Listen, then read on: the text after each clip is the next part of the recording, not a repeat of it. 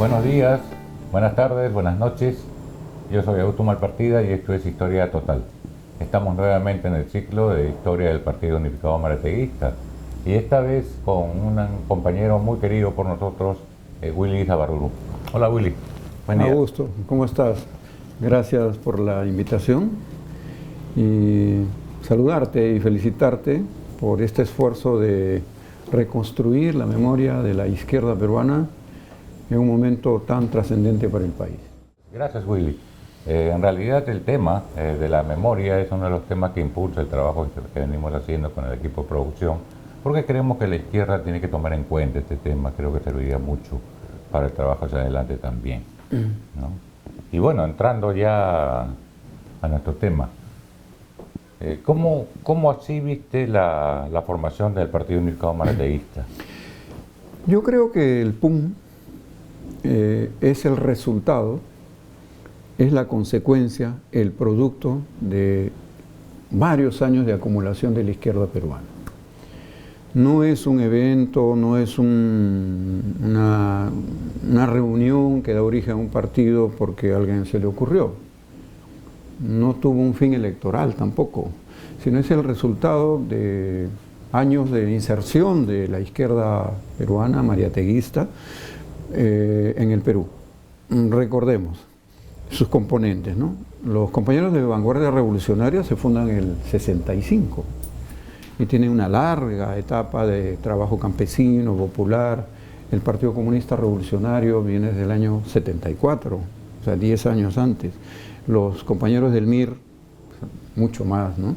Entonces, una izquierda que decide enraizarse en el país, sin bastón de mando, sin perder la visión internacionalista, solidaria, antiimperialista. Pero no alineada con lo que llamaban focos ideológicos internacionales. Claro. El PUM reivindica su visión marxista, ¿no? Leninista, pero rompe con esa visión ortodoxa, ¿no? del seguidismo ideológico, y más bien encuentra en José Carlos Mariátegui la forma de entender y de interpretar el Perú. Y es una continuidad histórica, entonces el aporte de Mariátegui de los años 30, que lo retoma en la década de los 70-80 la izquierda, y por eso su punto fundamental de unidad es el mariateguismo.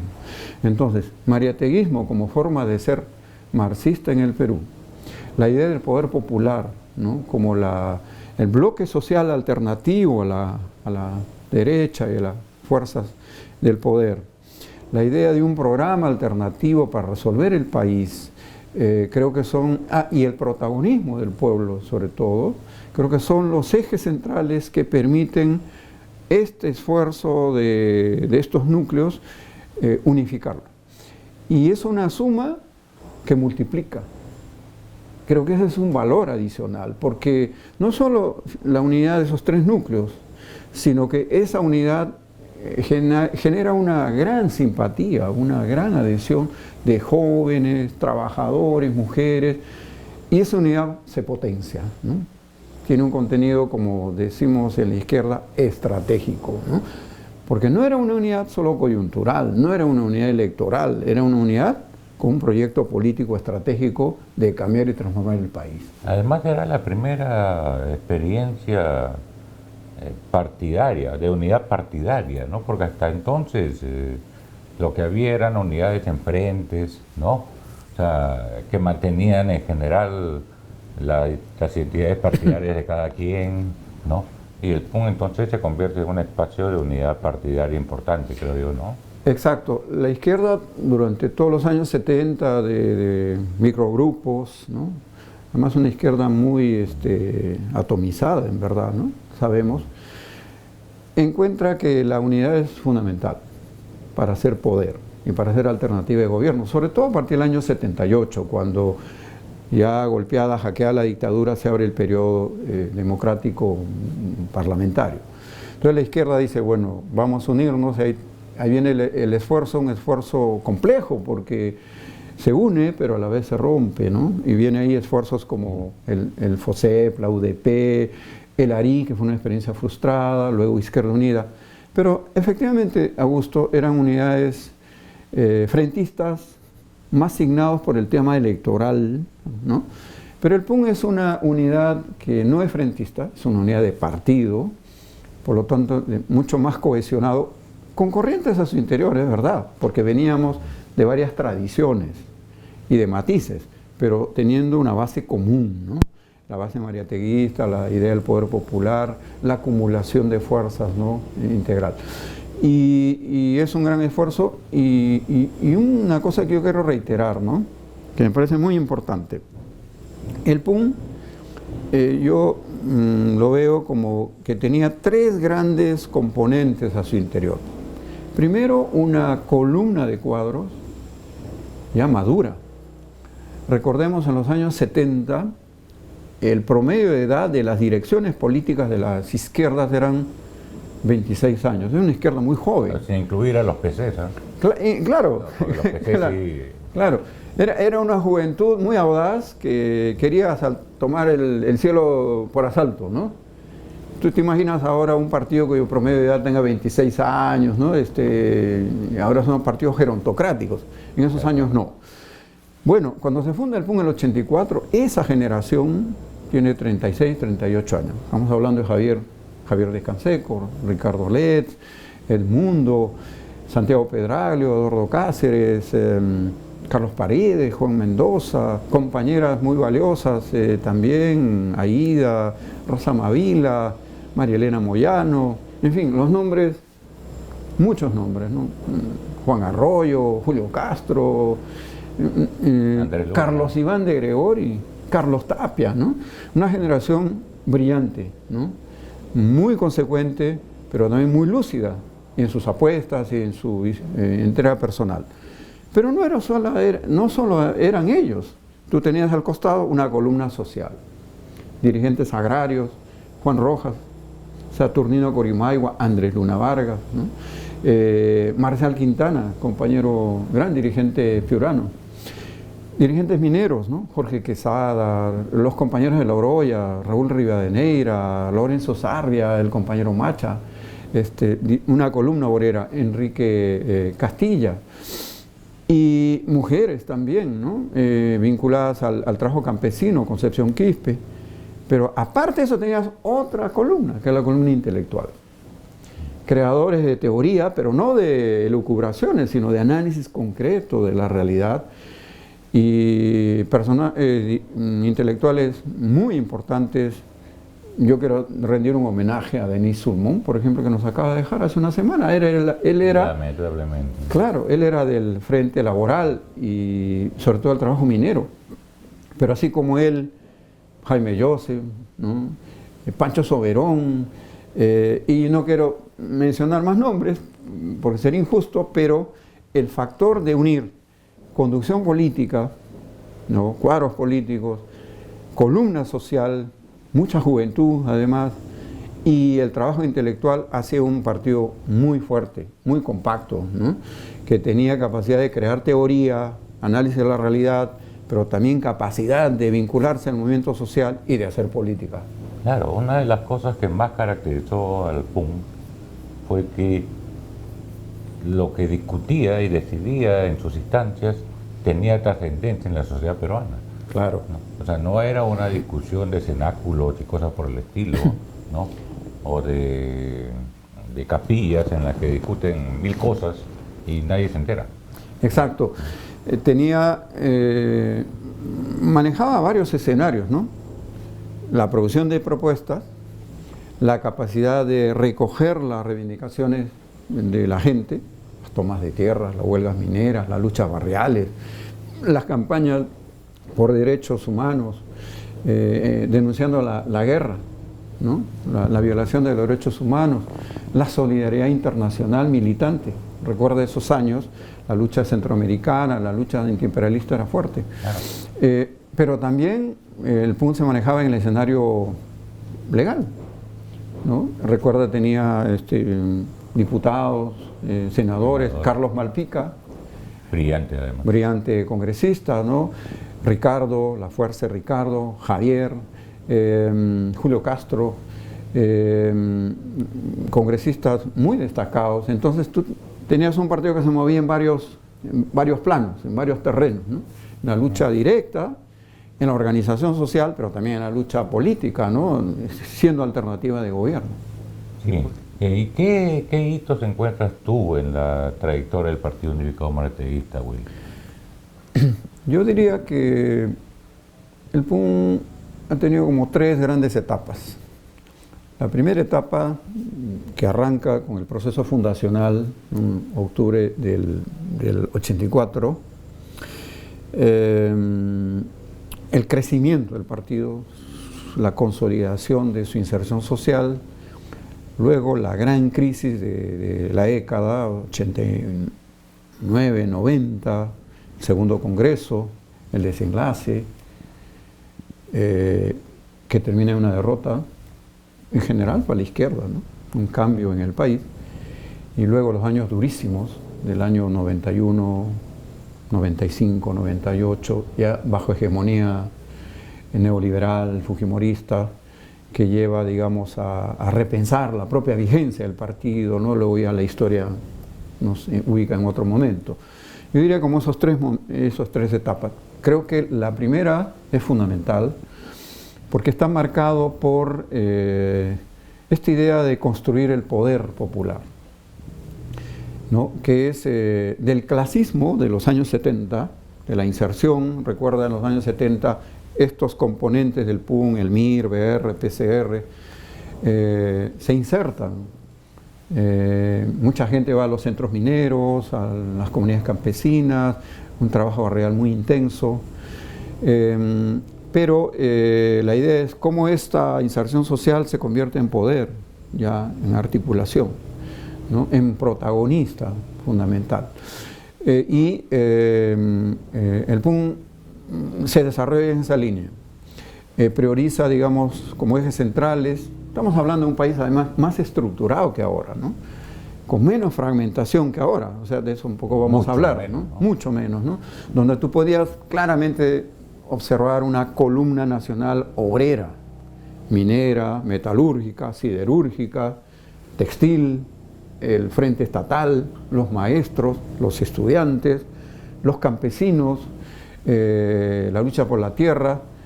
Entonces, como que funcionaba ahí la lógica de la articulación de las clases sociales. Y entonces un partido que quería construirse no solo como gobierno, sino una fuerza de poder alternativa, tenía que ser fuerte ahí. Y entonces el PUN prioriza mucho estos sectores. Potencia su trabajo en el proletariado minero del sur, en Hilo, en Cuajone, Toquepala. Bueno, Jorge Quesada viene de área Hilo. Claro. El trabajo minero del centro, la Oroya, el Centromin y en la Federación Regional de Mineros del Centro, ¿no? El trabajo metalúrgico de la Oroya. Yo he recordado dirigentes extraordinarios como Raúl Rivadeneira, Lorenzo Sarria, el compañero Macha Bruno, que fue secretario general de la Federación de Centromin, el trabajo de Cerre Pasco, la Federación de Centromin, Casapalca, Cobriza. Ahí el PUN se hace fuerte. Se hace fuerte en lucha contra sectores dogmáticos, contra Sendero, contra Pucallacta, ¿no? Pero crece ahí en lucha, y también en el Frente Textil, la figura de Enrique Castilla. Asesinado por Sendero, ¿no? Asesinado el 89 por Sendero Luminoso, la batalla por la carretera central, ¿no? Porque el 89, Sendero, a Miguel Guzmán se le ocurre decir que ellos ya están en equilibrio estratégico, que ya el Partido Comunista del Perú había logrado un volumen de fuerza que había logrado equiparar al volumen del Estado reaccionario. Y lo que se trataba era de crear las condiciones para el asalto al poder. Y entonces, siendo el escenario principal la guerra en el campo, pero había que trasladar el volumen de fuerza a la ciudad. Y entonces una estrategia de insurrección, la carretera central, era fundamental. Entonces tenía que construirse en el sector obrero y en los barrios populares. Y ahí viene la batalla, porque el PUN le presenta la batalla sendera. Claro, ¿no? en el proletariado textil, ¿no? Exacto, desde el proletariado textil, ¿no? Desde Tejidos La Unión, desde Manilsa, Manufacturas Nylon, Carbolán, Atlas. Y la figura de Enrique Castilla cobra un peso central, porque él era un dirigente muy consecuente, muy hábil políticamente, y era una piedra en el zapato del senderismo, y que lo resuelven de la manera más cruel, asesinándolo en la puerta de su casa. Con 3 balazos en la puerta de su casa, ¿no? Entonces es una batalla muy importante que marca también otro tema de la contradicción, porque claro, el PUN enfrentaba la guerra contra insurgentes del Estado, y es muy importante el papel que tiene el PUN impulsando esta corriente de los derechos humanos, que es un movimiento que crece en esos años, ¿no? Porque la violencia era brutal. En el sector minero nomás, mira, acaba de publicarse un libro de Carlos Portugal, Alberto Gálvez, Juan Aste, se llama Entre dos guerras, que da cuenta de esos años, 27 dirigentes mineros asesinados por las fuerzas del orden o del desorden y por Sendero, ¿no? Entonces la guerra se vivía con mucha intensidad en los centros mineros también y en los sectores laborales. Y el otro gran frente, la lucha campesina, las tomas de tierra. Mira, Puno se recuperó más de 2 millones de hectáreas a partir de la Federación Departamental de Comunidades Campesinas. Se retomó la lucha contra la gran propiedad, en este caso estatal, las AES, las CAP, porque se había entregado la tierra con el velasquismo, pero se había concentrado en SAIS y CAPs y los campesinos seguían sin tierra. Claro, eran los funcionarios los que tenían el poder allí finalmente. La burocracia que se había armado. Y era otro movimiento importante que también frenó la presencia de Sendero en el sur andino, ¿no? Recordemos que no pudo expandir Sendero del Teatro de la Guerra de Ayacucho, Apurímac y Huancavelica hacia Cusco, Puno. Y no lo pudo porque el primer frente que le presentó batalla fue el movimiento campesino, que tuvo otra vía distinta, la vía democrática, recuperar la tierra, ¿no? La tierra y el poder, recuerda la consigna de la CCP, claro. Y ahí estaba el PUN, y estaban los dirigentes campesinos, ¿no? Que dieron esa batalla. Además es un sector campesino altamente organizado, ¿no? Altamente organizado, la FSC, la FDCP, la CCP, ¿no? Claro, expresaba un nivel alto de articulación, de conciencia. Claro, ¿no? Y sobre la Asamblea Nacional Popular, que en esos años también se produce, en la cual el Partido Unificado Maratista es uno de los principales impulsores, ¿qué tienes como mirada de esto? Que fue un esfuerzo muy importante, siempre en la lógica del poder popular, porque la ANP era, ¿cómo se concebía?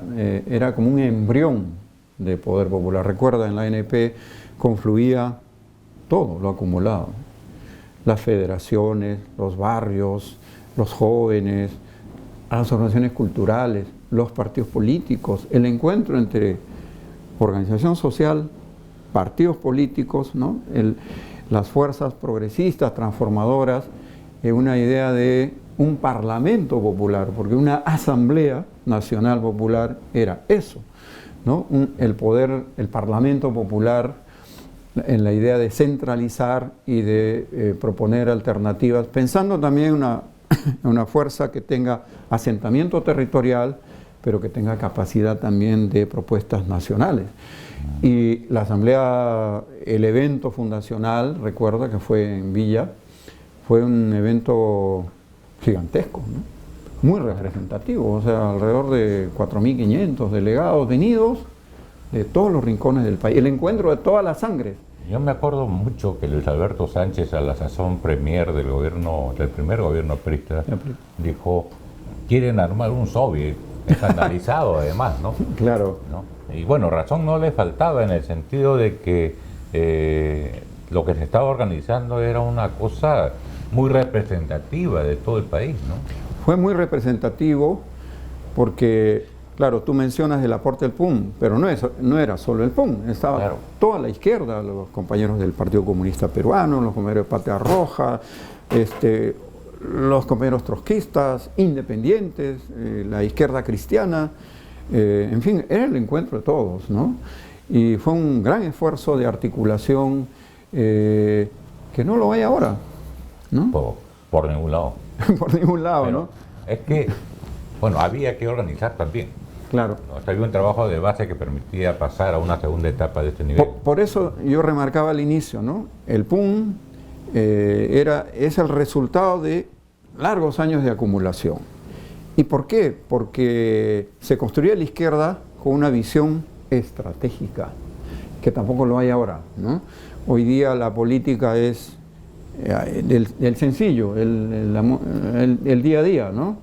El de la coyuntura, qué va a pasar mañana, ha pasado, pero perdemos de vista el horizonte político que supone tener una propuesta estratégica para el país. Creo que es uno de los vacíos ahora uno de los retos de la izquierda es eso, comenzar a construir una visión estratégica que la ha perdido porque se ha subsumido en la lógica que te pone el poder y la crisis, ¿no? No, ya que mencionas eso, no es solamente un problema en la izquierda, ¿no? Claro que es lo que más nos preocupa a nosotros, Claro. ¿no? Pero en realidad es un problema del país. O sea, tú no encuentras por ningún lado ninguna propuesta de largo aliento, ¿no? De proyecto nacional, ¿no? Lo que encuentras son gentes metidas, enclavadas en el escenario político haciendo negocios. Claro. Tú tocas ahí dos temas muy importantes. La dimensión ética de la política de los años 70 y 80 es central. Los jóvenes y las jóvenes nos incorporamos a la política no pensando en el futuro cargo que vas a tener.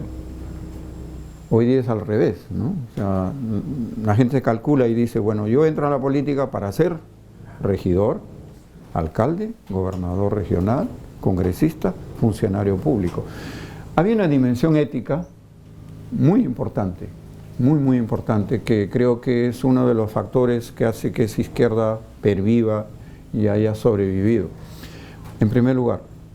En segundo lugar, la visión de conjunto de país. Hoy día, paradójicamente, no existe eso, pero están ahí los temas estratégicos, ¿no?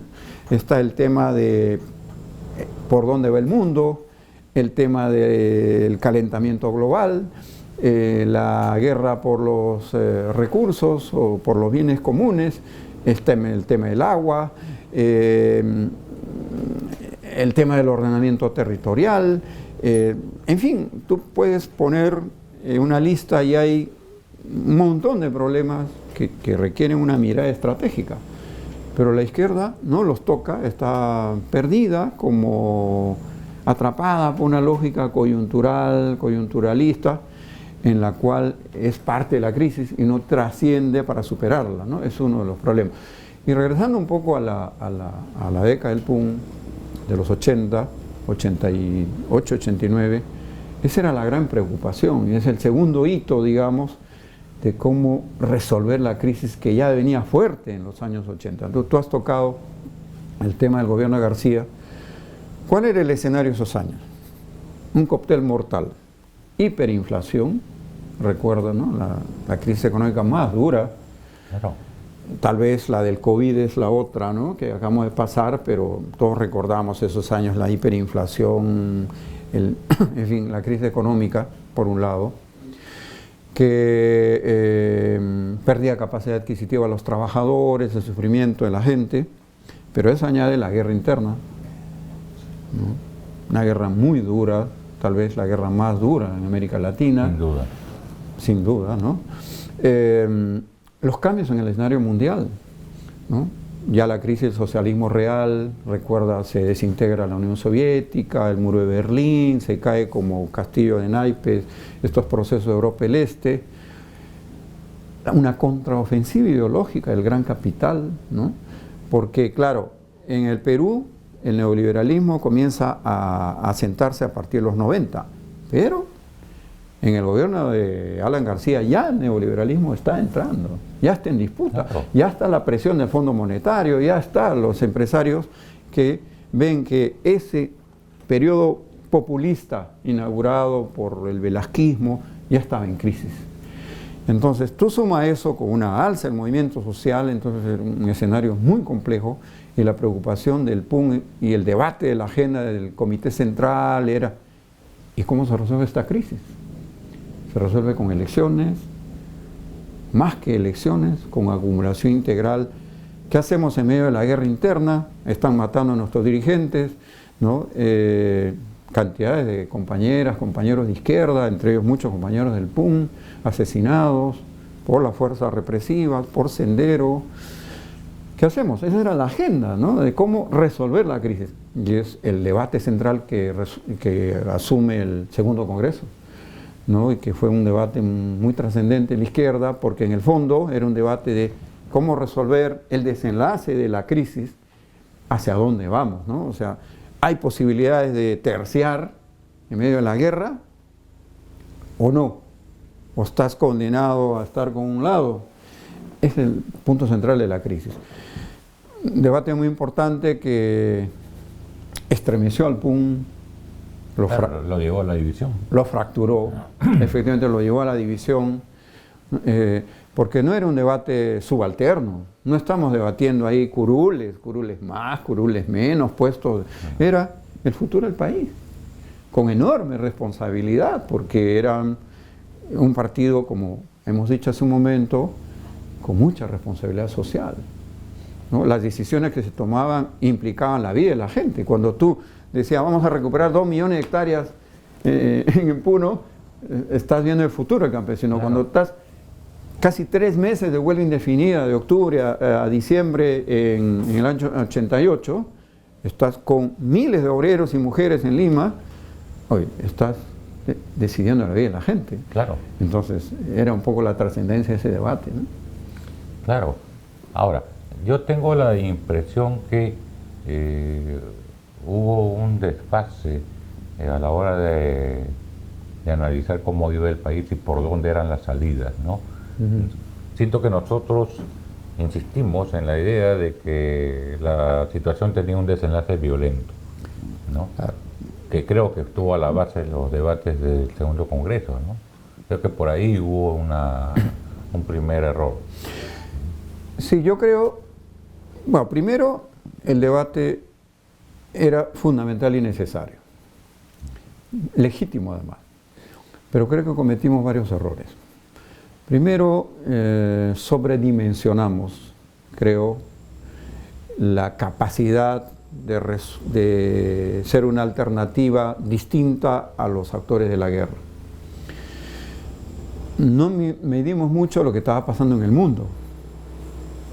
Mira, tú recuerdas, en Centroamérica venían de una guerra fuerte, los salvadoreños, el Frente Farabundo, los sandinistas, pero ya en el 87, 88, el Farabundo ya estaba en acuerdo de paz. Claro. Ya la guerra había llegado a un tope, el Farabundo Martí dijo, bueno, no podemos derrotar al ejército, y el ejército dijo, no podemos derrotar a Farabundo, vamos al acuerdo de paz.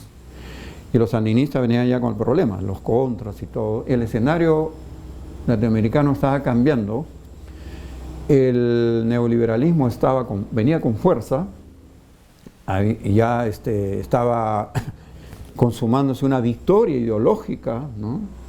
Thatcher y Reagan, ¿no? En ese escenario, el escenario internacional venía complicado. Y en el escenario nacional había varios elementos. O sea, Sendero, luego de un crecimiento importante, su propia estrategia de golpear al movimiento campesino, de usarlo como masa de maniobra, el nivel de violencia lo fue aislando. Y como decía Denise Sulmón, recordando otra vez en esta análisis del pez y el agua, ¿no? O sea, Mao decía, bueno, las masas son el agua del pez y el pez nada en el agua.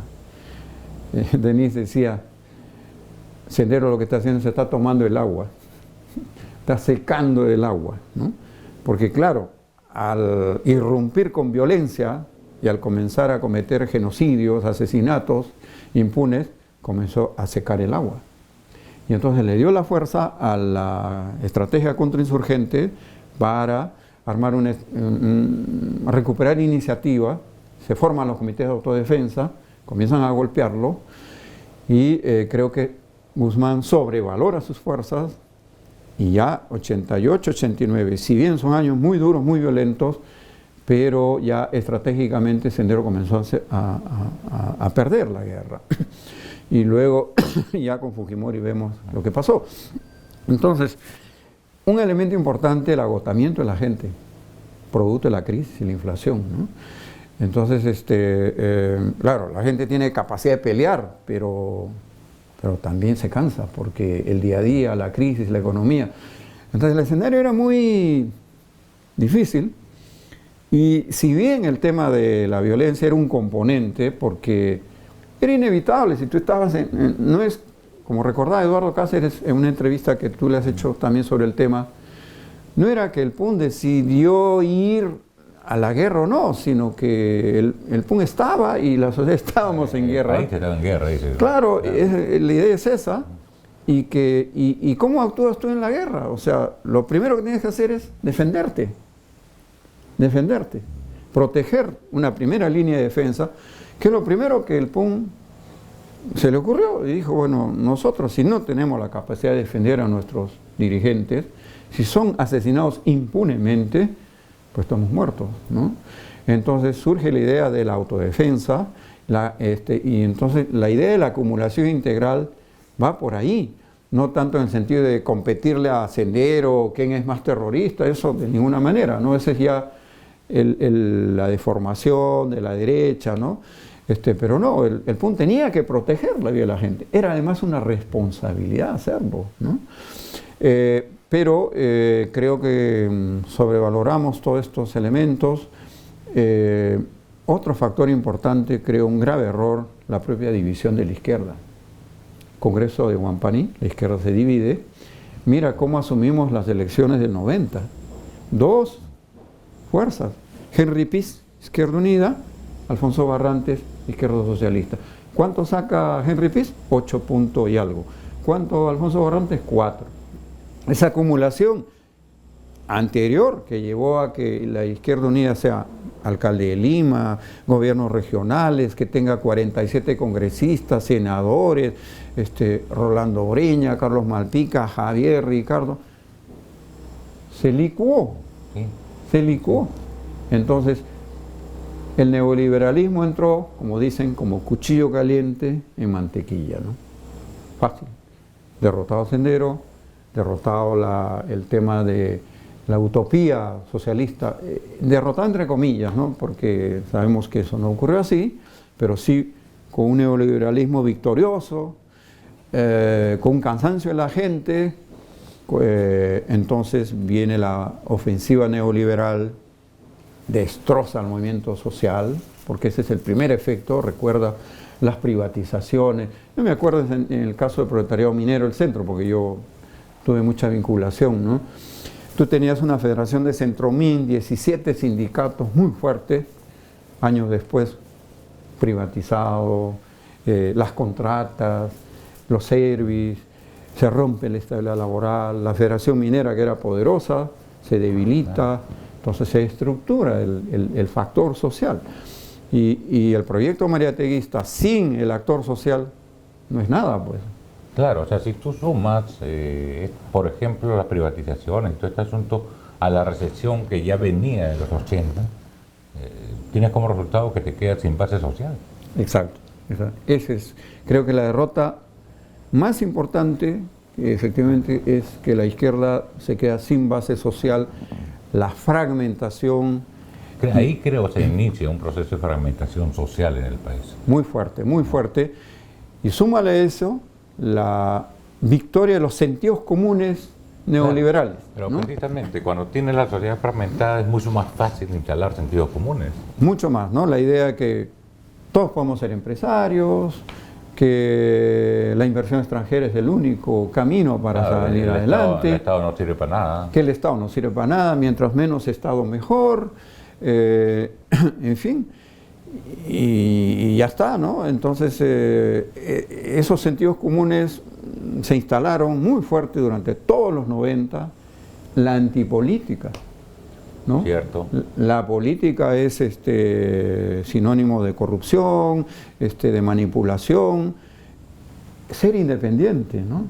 La Técnico, moda. ¿te acuerdas? Claro. Sí. Y ahí comienza a crecer los partidos regionales, Sí. ¿no? Recuerda, ¿no? Porque antes las elecciones municipales, ¿quiénes competían? La derecha, Los partidos el APRA, nacionales. la izquierda. Claro. Los tres. Claro, las identidades políticas estaban claramente marcadas. Claramente marcados. Y eran propuestas doctrinarias, programáticas. Podemos discrepar, y era el debate, ¿no? Pero eran fuerzas muy coherentes que tenían propuestas. Tú podías ser de derecha, ser aprista, ser izquierdista. Pero luego viene la hegemonía, la fragmentación de los partidos negocios, de caudillos, ¿no? Los caudillos locales, regionales, cuyo programa no existía, cuya era propiedad de caudillos, ¿no? Entonces se fragmenta, y es parte de los fracasos del proceso de descentralización, eso también, ¿no? O sea, y la política se envilece porque entra el tema de la corrupción, y entonces crece muy fuerte esta idea de la antipolítica, ¿no? Que es una de las graves herencias que el fujimorismo instala en el país, ¿no? O sea, la destrucción de los partidos, que luego se intenta resolver con el sistema ya de partidos en los cuales a los partidos los metes en la ley electoral, como ocurre ahora. Mira, en los años 70, 80, un partido era una institución propia, que tenía su identidad, su ideario, su programa. Hoy día, formado por militantes, ¿no? Militantes además probados en la lucha. Hoy día tienes partidos de papel. ¿Qué es un partido? Aquel que reúne 25.000 fichas. Claro. ¿No? Entonces es un partido de papel, con una estructura de cuadros pequeñísima, con un propietario, normalmente, con un caudillo y con una adhesión de papel, ¿no? Y hoy día un partido está obligado a participar en las elecciones. Básicamente son maquinarias electorales. Si no participas en una elección, pierdes la inscripción. Y si participando no logras un determinado porcentaje, pierdes la inscripción. Entonces, partido ya no es una institución que tiene peso social, que tiene autonomía, que tiene algo que ofrecer al país. Es un pequeño aparato electoral, una visión sufragista, ¿no? Y a mí me parece que ese es un grave problema. Y la izquierda está metida en eso. Por eso que tú ves ahora 10, 12 proyectos en la izquierda, todos queriendo ser partido electoral. Y ahora es inscripción o muerte, venceremos. Sí, pues. ¿No? Ya no es patria o muerte, venceremos, ahora inscripción. O salvo la inscripción, todo es ilusión. Las fichas se transformaron en instrumento de poder popular. Exacto. Entonces, son los temas y los desafíos hoy de la izquierda, ¿no? A propósito de eso, y que ese es uno de los temas de fondo, ¿cómo debiera ser un partido transformador en este país, que cambie las cosas en nuestro país? Es una pregunta muy, muy compleja, pero de mi experiencia, primero, un partido tiene que tener una doctrina. Un partido se debe a un ideario, a una visión de país, a una doctrina. De lo contrario, la política se envilece y se vuelve interés, ¿no? El acuñismo, Pepe Luna, ahí está, el fujimorismo. ¿Qué son? Son organizaciones de interés en función de cúpulas. Creo que el mejor momento de la política en el Perú es en los primeros 30 años del siglo pasado, donde en el Perú se instalan doctrinas, el liberalismo, ¿no? Belaúnde, el aprismo, el socialismo, Mariátegui, ¿no? Donde doctrinas que tenían una visión, primero una visión de país, una interpretación del país, de cuáles son sus problemas centrales, los actores sociales y qué cosa es lo que queremos hacer para construir un país, una sociedad distinta. Y por eso es que estas tres doctrinas marcaron el siglo XX. porque tenían esa fuerza, ¿no? Recuerda, los mariateguistas de los años 70-80 retomamos a José Carlos Mariátegui y le damos proyección, pero en función de una visión doctrinaria.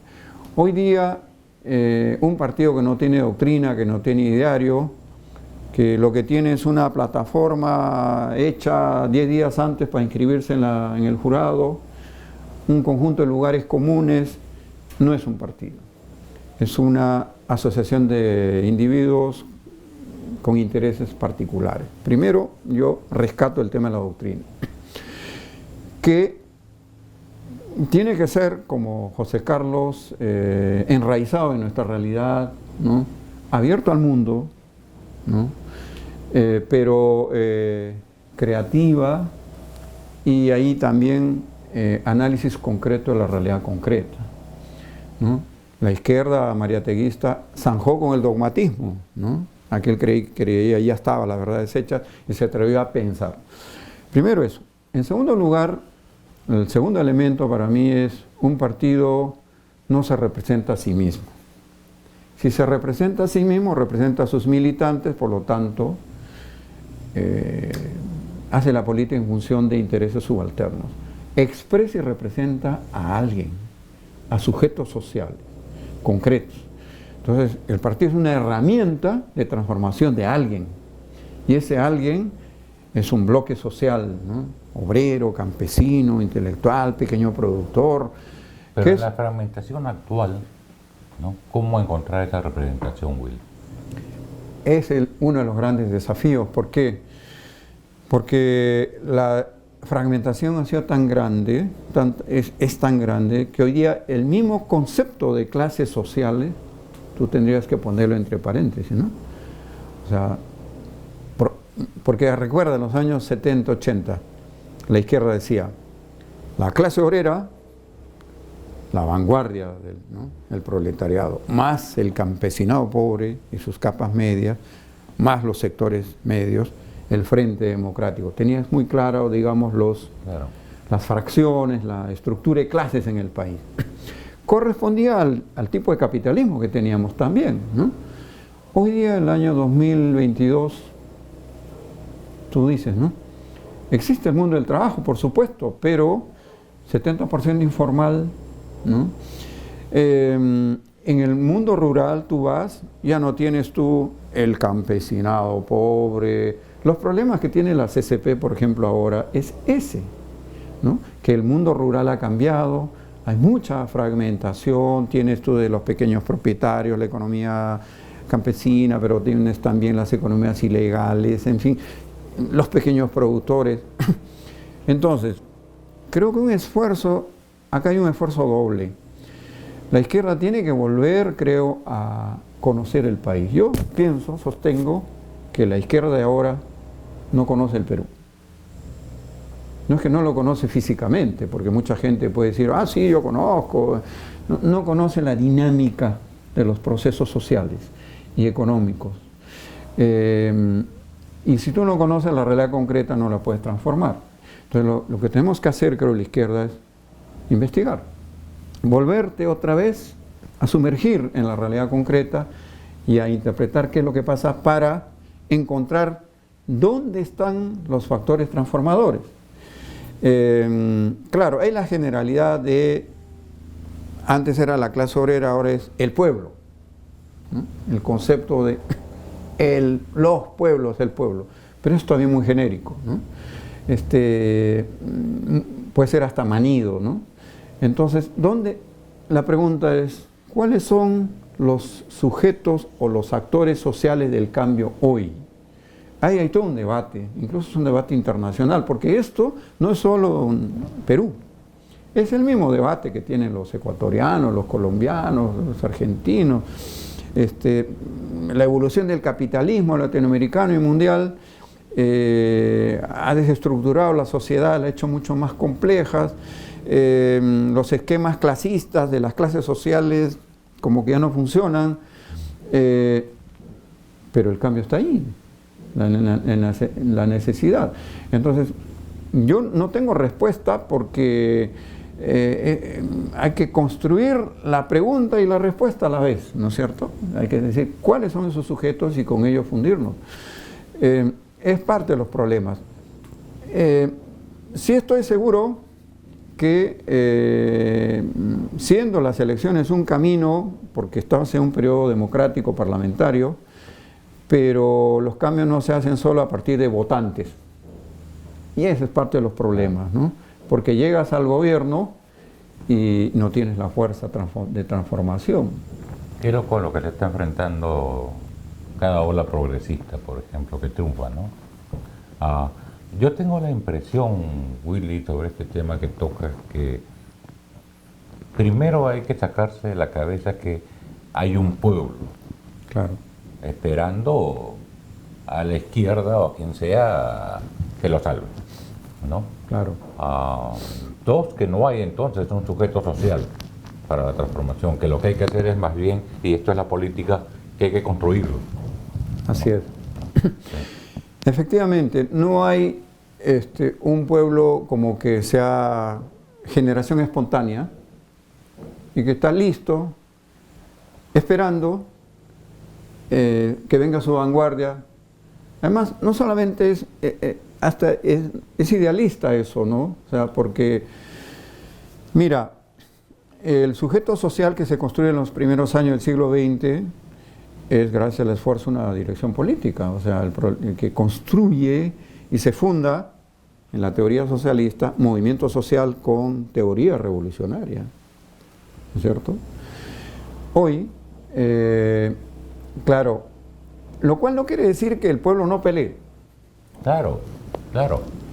La gente no espera a la izquierda. Ya lo estamos viendo Incluso, en estos tiempos. incluso, miren lo que voy a decir, a veces ni necesita de la izquierda. Cuando los compañeros en los territorios, frente al extractivismo, el año 2006, 2008, 2010, la lucha por el agua en las cabeceras de cuenca, no esperaban que venga la izquierda para pelear. Pelea a la gente. Entonces, ahí está. Pero lo que estamos hablando es otra cosa, ¿no? La posibilidad de que un movimiento dé un salto cualitativo y se construya como una opción alternativa a la transformación en este país. Ahí, eso no se hace sin doctrina, eso no se hace sin representación política, ¿no? Eso no se hace sin partido. Y no se hace sin partido, exactamente, ¿no? Y el partido vuelve a cobrar dimensión, ya no es ese partido empresa, ese partido utilitario, ¿no? Para un interés de grupo, sino representación política de ese sector. Claro. Como, cortito, el caso de Bolivia, ¿no? Yo le preguntaba a un boliviano y le decía, ¿qué cosa es el MAS? Y me decía, el MAS es la representación política del pueblo organizado boliviano. Punto. No me tiró más rollo, me dijo, la representación política del pueblo organizado de Bolivia.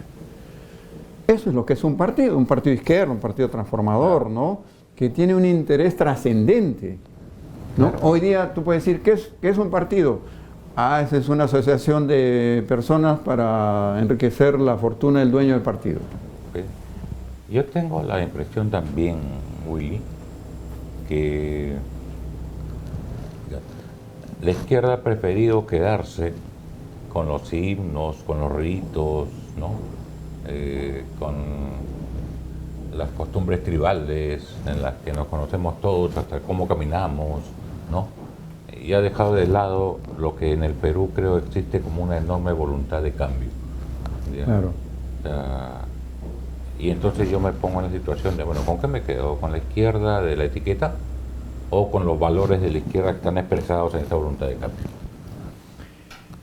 Claro, me parece importante y yo señalaba también hace un momento el valor ético de la política y la capacidad transformadora de la política. Hoy día, otra de las batallas que la izquierda tiene que hacer es tiene que reivindicar el valor transformador de la política, ¿no?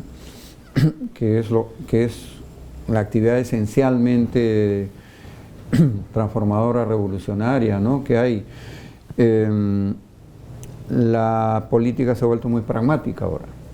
hay una confusión, creo, ¿no? O sea, una cosa es decir, la salida en el país hoy tiene un curso en los canales democráticos, Claro. ¿no?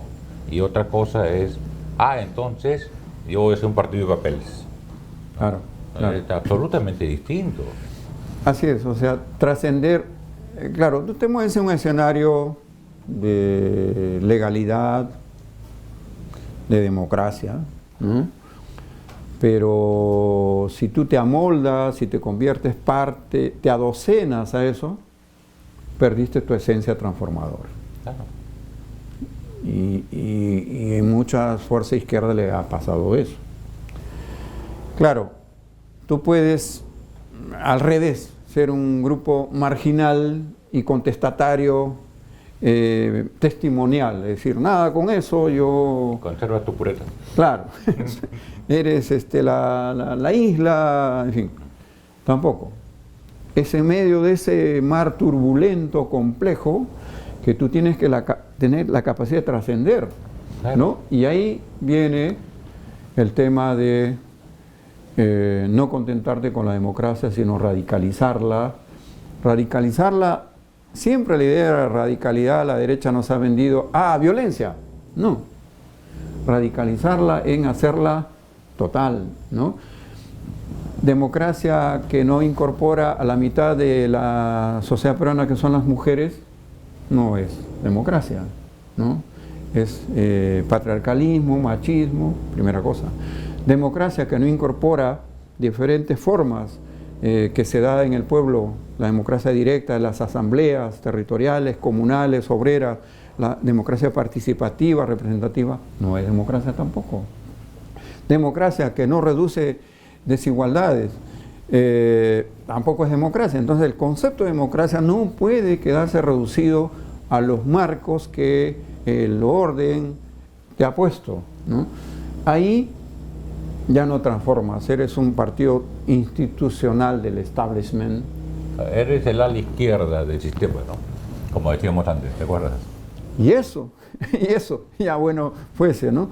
Entonces ya te mueves en ese escenario, juegas con las reglas que te pone la democracia, lo que dije también hace un rato.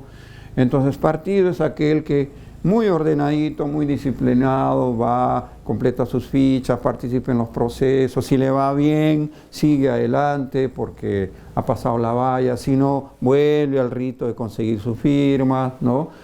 Y todo bien. Ya, así te puedes pasar muchos años. Claro. Pero el poder, ¿y qué pasó con el poder? Es que no eres traducción política de nada. Así es, claro. No. Y es que creo yo también, para estos tiempos de crisis, ¿no? No se está tomando en cuenta lo que Gramsci decía sobre la hegemonía, ¿no? Y es que necesitas ampliar, ¿no?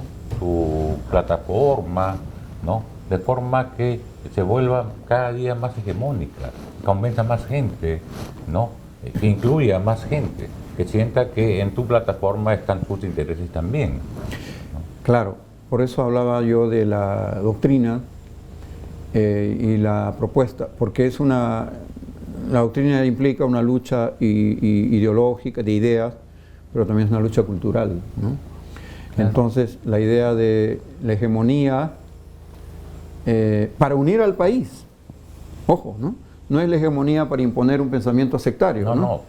No estamos en la lógica de Sendero, ¿no? De imponer una ideología. No, ahí no había hegemonía para nadie, es pura coerción.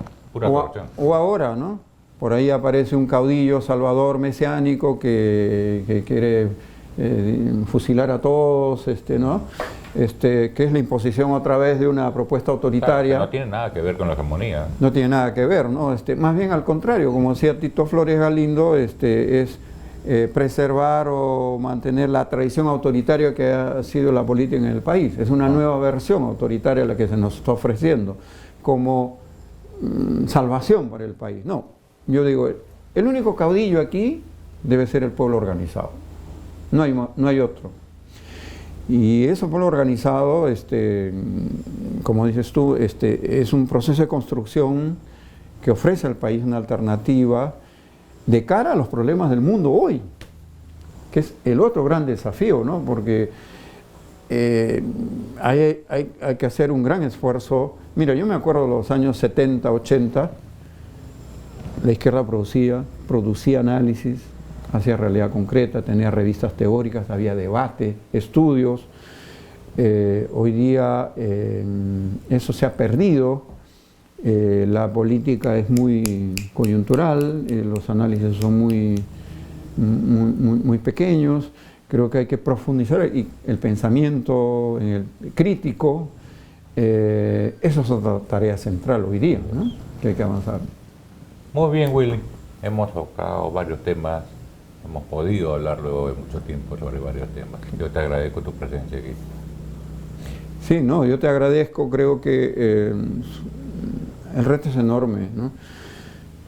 Para terminar yo diría, ¿no? Estamos procesando, yo creo, una nueva derrota política. Y decirlo no es ni ser pesimista, ni renunciar a nada, al contrario, es, creo, amistarse con la realidad. El que lo entiende así, yo creo entonces, renovando fuerzas y voluntades, renovando viejas utopías que hay que renovarlas, tendremos la suficiente energía para con humildad comenzar otra vez a construir un proyecto estratégico. Ese es para mí lo central, ¿no? Porque si uno no entiende y dice, no, esto todo está bien, entonces seguirá cosechando derrotas. La autocomplacencia no va a llevar a una nueva... Exacto, ¿no? Ser autocomplacientes con uno mismo. Ahora, no se trata de flagelarse, tampoco. Pero sí decir, mira, las políticas son apuestas, ganas o pierdes. Cuando pierdes, tienes que tener la suficiente capacidad de replegarte y volver a tomar impulso para avanzar. Esa es la tarea. Y en ese proceso hay que volver a construir partido, hay que unirnos los que pensamos juntos, hay que hacer frente también, hay que volver al seno del movimiento social, juntarse con la población que sigue peleando y construir una propuesta para el país. Mientras nos dure las fuerzas, estaremos en esa batalla. Sí, seguro. Ojalá, sí, Augusto. Muchas gracias. No, gracias a ti, Willy. Muchas gracias por estar acá. Gracias. Bien, amigos, amigas, compañeros, compañeras, llegamos a otra parte final de Historia Total en el marco de la historia del Partido Unificado Marateguí.